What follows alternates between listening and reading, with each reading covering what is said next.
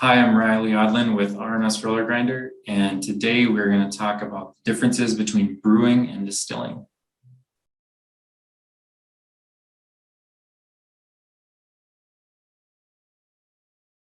From a macro level, from a high level, brewing and distilling are very similar. The processes are very similar, but also, very different at the same time.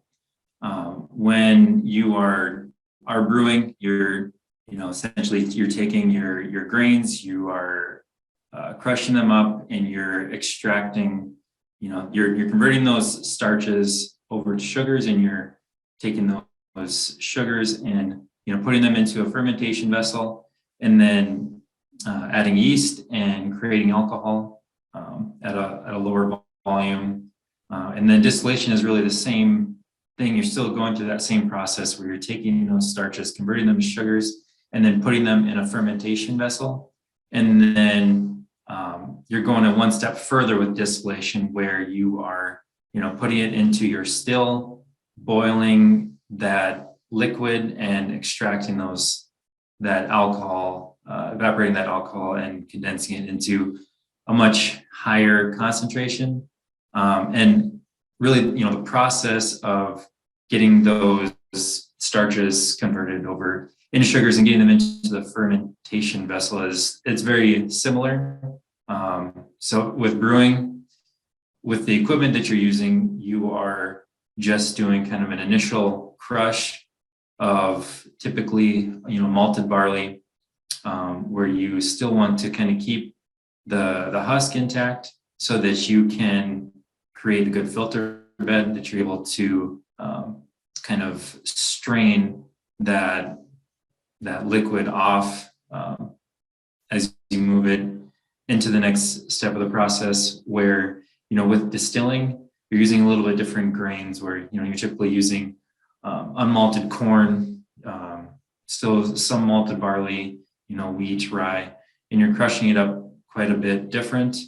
And then there are, two very different methods of distillation, where, one is your grain-in fermentation, where you're milling your grain as fine as possible and then putting that entire batch into the fermenter, where there's still similar to the brewing process, where if you are going to lauter or drain that sweet wort off of the grains for a grain out fermentation, then those two different processes are very different, where the particle size that you're targeting is going to be quite a bit different. So if you are lautering, if you're going through that distillation technique, then you want that material to be a lot more coarse. If you mill it, fine, then essentially you end up with kind of a concrete block in your lauter tun, and you're not able to efficiently drain that sweet wort off of your grain mass. So kind of the two big differences from a distillation standpoint is, grain in or grain out, and the milling technique that you are using for those two different processes.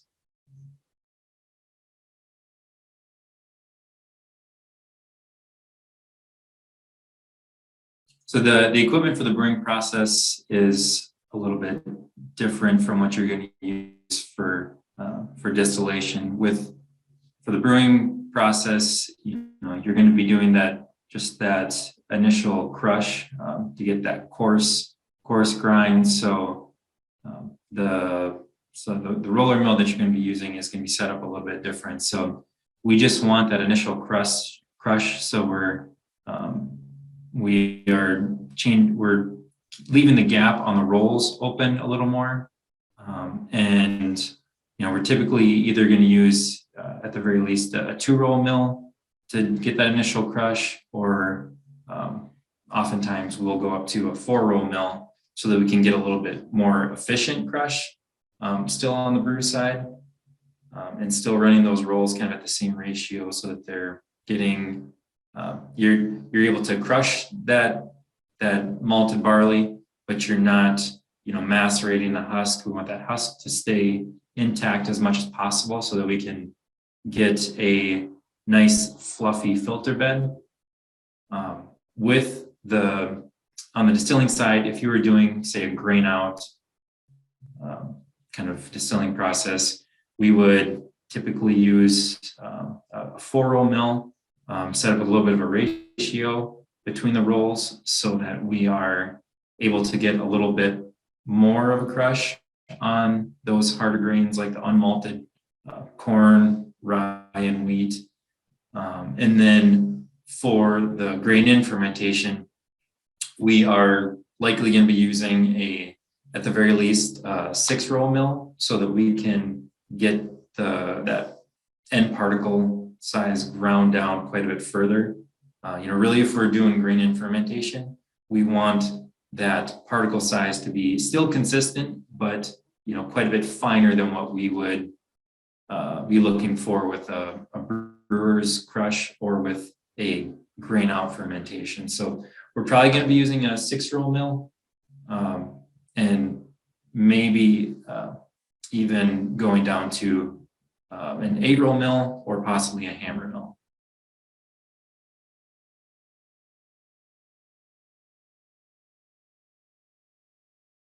So the first steps that, before the brewer will get the grain, at their door, it's going to be malted.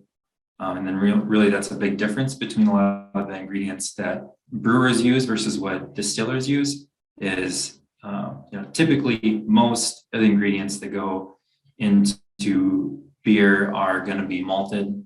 And, by malted, that is, there's a lot of different steps to it, but essentially you're getting barley wet and letting it stay wet for a certain amount of time so that it starts to germinate, and then applying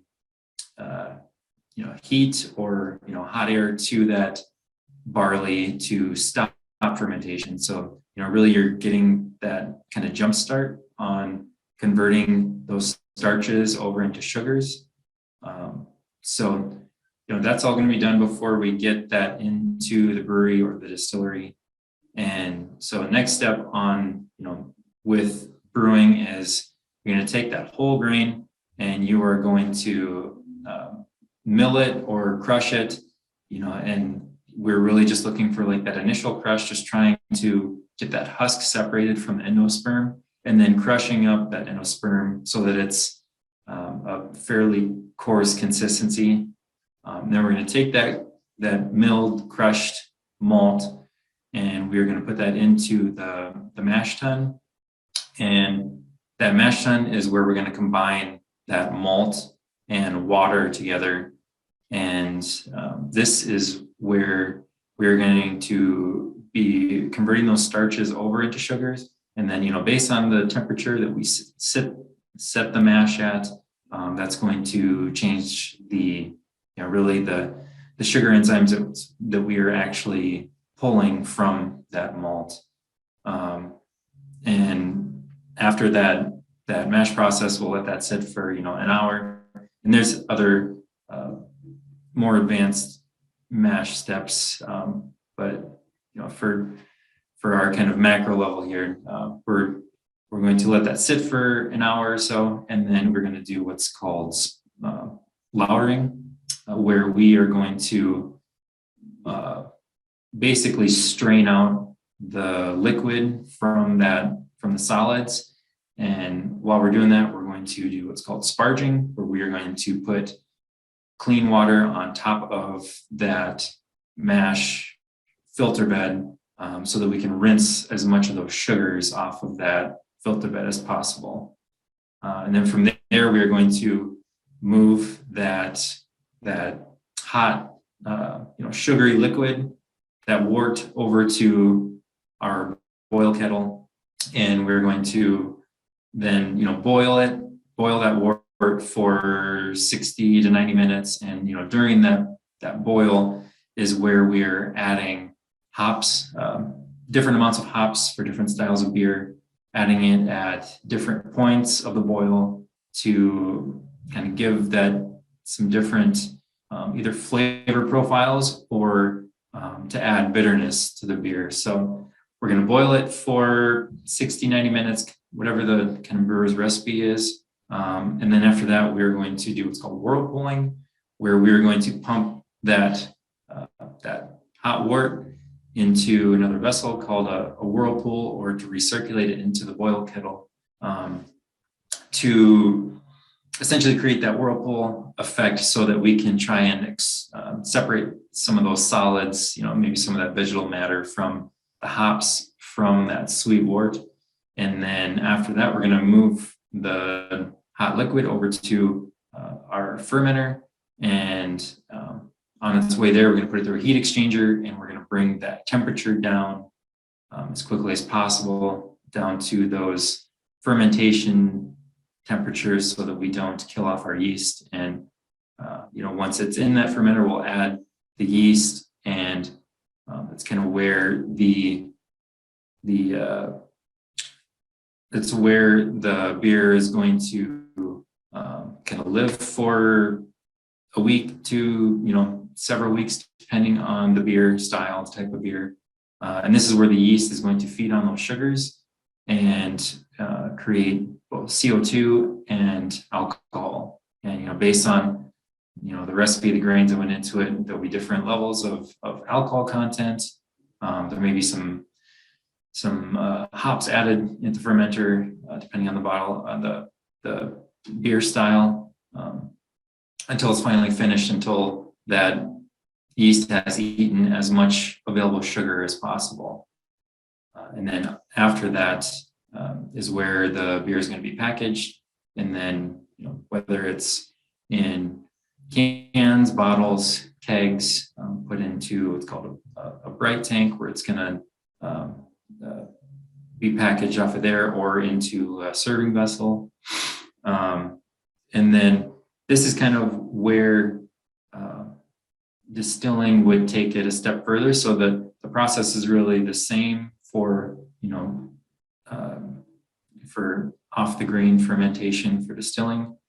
The next step after fermentation, if you're going into distilling, is to take that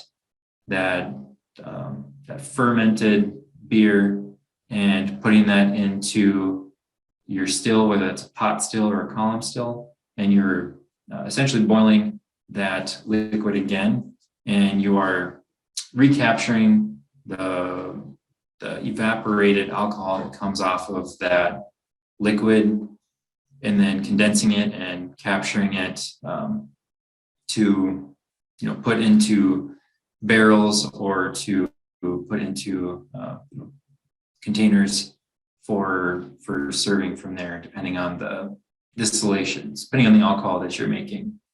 Kind of the difference that you'd be looking at from, say, a grain-in fermentation. So you're taking, most of the time, unmalted grains, and you're milling them up very, very fine, and you're combining that with water in, say, your mash cooker, and then you are moving that entire cooked liquid into your fermenter. And in the fermenter, you are same thing, you're kind of bringing it down to those fermentation temperatures, and then adding your yeast so that it can feed on those sugars, creating alcohol, and then putting that into your still so that you can evaporate those alcohols and recapture them.